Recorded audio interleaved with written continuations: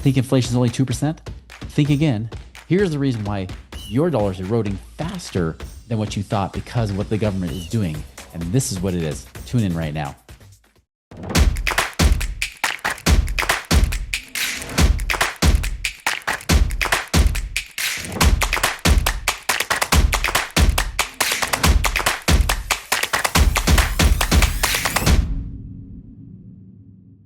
Hello, my fellow Ripplers. This is Chris Miles, your cash flow expert and anti-financial advisor. This show is for you. You've worked so hard for your money, and you're now ready for that money to start working harder for you today. You want to become work optional. You want to work because you want to, not because you have to, because you have enough passive income coming in that you're able to create massive results, massive freedom, not just money freedom, but time freedom as well.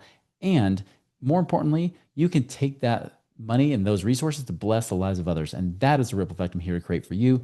Thank you for tuning in and sharing and be able to be a part of this movement because, hey, we got 1,000 of you families that we want financially independent by 2030, and that could be you. So if you ever have questions, reach out to us at moneyripples.com today. Hey, do us a big favor. If you're getting any value from the show at all, please leave us a review, whether it's Apple, iTunes, Spotify, whatever it might be. Please leave us a review. It always helps for our ripple effect to become greater. Even if you're not sharing this with a friend, maybe you are already, but hey, this is one way we can create a bigger ripple effect by us being able to do so. And by the way, if you haven't subscribed, do it now, dang it. So do it. Thanks so much. All right, so let's talk about inflation, right? Because it's such a sexy topic. Why not? But I want to talk about this inflation topic because we're hearing reports that inflation is kind of coming back under control, but I'm seeing something that's the exact opposite. I'm actually seeing some reports that they aren't talking about in the news. They're not talking about in the media that's showing it's much, much worse. And even worse than that is what the government even telling you that inflation is. Are they actually lying about it? Have they done some things to manipulate those numbers so that you are lulled into some form of security, but in truth, you feel it. You know it day to day. It doesn't feel right. Right? You feel like there's something wrong, something's off. They tell you one number, but you're like, my real life is showing that it's much more expensive than this. And you would be right. I actually was on social media the other day and I saw this meme. I thought I'd share it with you guys because, you get, if it's got Kevin Hart in it or Shaq, you got to love it, right? So for those of you guys that are listening right here, it's a picture of Shaq next to Kevin Hart. If you haven't seen this before, they've made lots of memes with this picture. Shaq obviously is over 7 feet tall. Kevin Hart's like, I think 5'4", if I recall, 5'3". Anyways, makes it look like he's a little child next to him. And so next to Shaq, you see actual inflation, while next to Kevin Hart says official inflation rate, right? Obviously, actual inflation being much bigger than the reported inflation rate that you're getting from the feds, and that's true. If you guys go to shadowstats.com, granted, they've now moved more to a subscription model, but there's still plenty of data out there about the methodology they used. The guy that actually created that site, the whole reason this site exists is because he noticed that starting in the 1980s, the airlines were coming to him. His responsibility was to help the airlines know exactly what inflation was, be able to project how much profit they're making per seat on an airplane. I'm oversimplifying this, obviously, right? But if you think about it, like these guys want to know how much money they're making per seat, and that's based on like fuel costs and inflation and everything else, wages and all that kind of stuff. And so he factored it all in. But after it got into the 1980s, they said, "Hey, it's not working anymore. Your numbers are wrong." He's like, "My numbers can't be wrong. I've been using the same numbers I've been using the whole time," which were the government reported inflation statistics. Because in the 1970s, the government told the truth.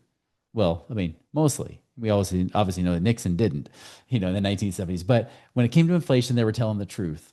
But then as it moved into the 1980s, there started to be some tweaks that happening. Specifically, starting about the time of Carter, President Carter, all the way through Reagan and Bush, both Bushes, right? It doesn't matter. These guys, all of them, Clinton, like everybody, Republican, Democrat alike, they were starting to play with these numbers. What were they doing? Why were they doing this, right? Now, let me show you another thing here. This is showing you the actual ShadowStats, one of their charts they have here. Now, this is based on their 1980 based calculations, right? So you'll see the bottom, is the red line, the one that's being reported right now. This goes up through 2023. The blue line here, the higher one, is the one that's actually based on the previous 1980 calculation, right? How they calculate it. Because the truth of what's happened is that the government started changing different things. I mean, even Clinton, it's been said. I mean, arguably whether it's true or not, but it was said that he said, hey, let's change the factors because in a recession, people don't take the price of steak and still buy steak the next day with inflation issues. No, when there's recession, they buy hamburger. So we compare the price of steak to hamburger versus steak to steak from one year to the next, right? There's things like that. How true that is, I would argue with that one a little bit, but regardless, they're doing different things. I mean, they were even talking about like how do we do like geometric math versus other types of arithmetic and different ways to calculate the numbers. And then the question you have to ask yourself is why is it so different? Because you'll see here. I mean, look at that. Right about 1983, there's about a divergence, right? Now they start to separate a little bit, very oh so slightly, and then it separates a little bit more about 1988. So by the time that it goes from Reagan to Bush, there's another little change there. Still following the path, but it looks different. But then all of a sudden, bam, right there about the 1990, about 1990 onward. So still during Bush, right? There's a bigger discrepancy. And then it gets wider and wider as it goes to the Clinton era. I mean, where it shows inflation almost being barely going up between 0 and 5% easily. But we're starting to see it skyrocket between 5 and 10% on the actual. And you see now, I mean, based on where it is, now this is 2023, you see inflation coming back down from 2020, right? But it's showing you about a 12% in 2023 versus 4% on the one that's reported by the government. And now, of course, we're down to 2.5%, give or take.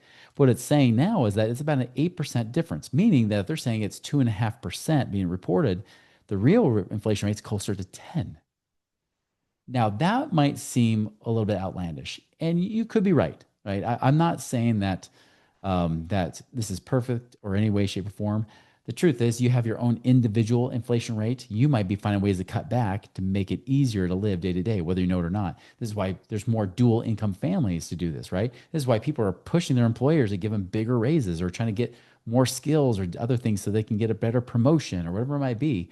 I mean, if you really think about it, the people that suffer the most are those working wage jobs, right? And that's why they keep saying, you got to raise minimum wage, raise minimum wage. The truth is, with the way inflation is, you don't even need a minimum wage because nobody would dare work for less if they can't survive on it, right?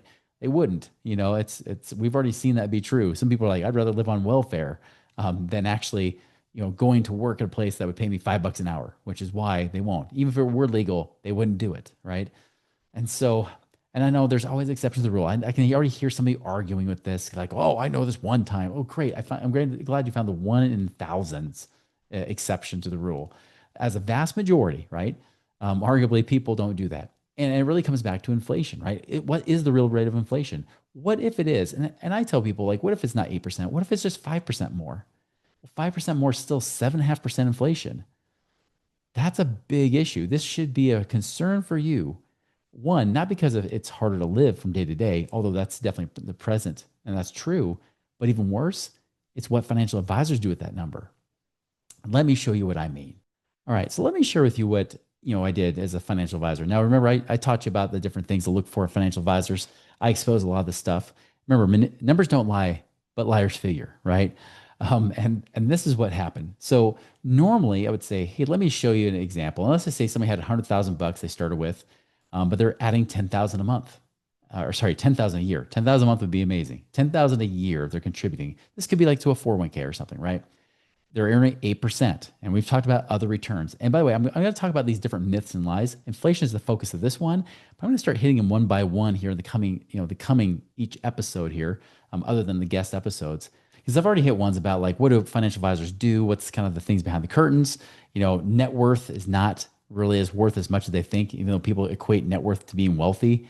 That's not always true. I've talked about like, stocks doing 12% and how that's a lie. And I've showed you the real rate of return being close to 8.4%. That kind of goes along with this. I mean, and then we even talked about dollar cost averaging, a few months back, right? And talking about how that's a lie.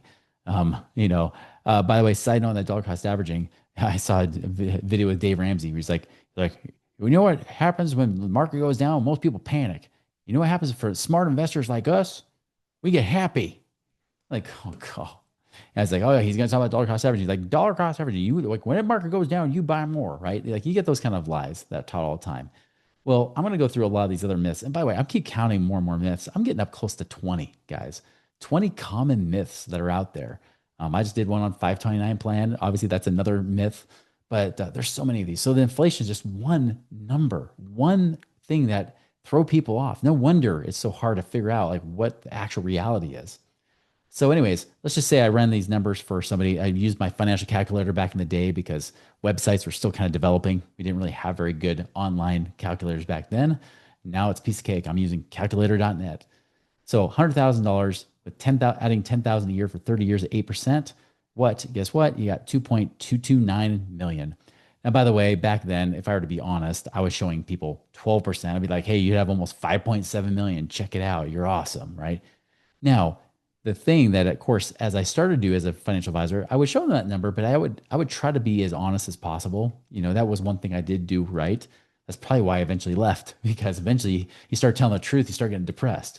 And I'll show you why, because inflation alone made me a little depressed and even depressed the clients that I had when I would do this. So I show them 12%, but I did actually start to show people less returns. So I started showing 8. I'm like, ugh, that's not good, especially if I throw in inflation. Now, if I put in 3% inflation, because I believed it was 3% back then, I would show this. I would say you have 2.229 million, but in 30 years, it's going to be worth a little over $900,000. If you've been following this podcast, you're probably looking for great ways to create passive income right now, right? Well, we got you covered here with Central Lending. Central Lending specializes in alternative investments that actually are designed to create steady returns and long-term financial security for you and your family. Now, they prioritize transparency. They love, building those strong relationships, giving you that confidence and peace of mind, knowing that you have your money working harder for you, so you don't have to work so hard for that money. You want to learn more how to do that? Go to centrallending.com and check out what they've got today to create your passive income and wealth creation right now. Now, eventually I realized, I said, "Ooh, that doesn't look as good," because if you're pulling off 3% a year, not 4% rule, 3% rule, another myth I'll address again. 918,000, if I'm pulling off 3%, that means I'm pulling off roughly 27,000 or so a year. That's not a lot. So you know what I would do? I would do this. I would change the inflation to 2%. I'd be like, okay, good. Now we're up to 37,000 a year. So instead of about 27,000 a year, now you're up to 37,000 a year. That's better, right? It looks better now. Not great, but it's better. I'd say even with buying power, you're still a millionaire. I would change that number. Heck, if I want to make it look better, make it 1%. Boom. Now we're up to 1.6 million. Now you can pull out 50,000 a year in today's dollars, right? All you have to do is do that. But what if I did the opposite? What if I went up? Again, remember that 3% depressed me. But let's just say conservatively, right? They're saying 10% really right now or more. Let's just say it's, 5%. Watch the buying power. 515,000. That means you're living on about 15,000 a year. But what if I put it up to 7%, right? Again, this is still lower than what ShadowStats is reporting based on the original 1980s calculation. 7%. Now we're down to 292,000. Like, well, that's not great. That's not much more than I have. He's like, you're right, because you just saved 300,000 more than that 100,000, right? So 400,000 total principal to now live on 292,000, almost $300,000. Because why? Interest rate. Your interest rate's not keeping up. Now, if I put in 12%, looks better again. But I would keep that inflation rate down around 2% because, that looks better. And look, now you've got $3 million of purchasing power, just saving 400,000 bucks, on top of the, really 400,000 total, the 100,000 you have plus the 300,000 you invest over 30 years. Magic, right? But it's just not the reality. You just change a few numbers. You go from 3.1 million, put that back to 8% if you get 8. I'll put this down to 5%. Again, I think that's low. And bam, you're down to 500,000. 1/6 of what you thought you would have in the future.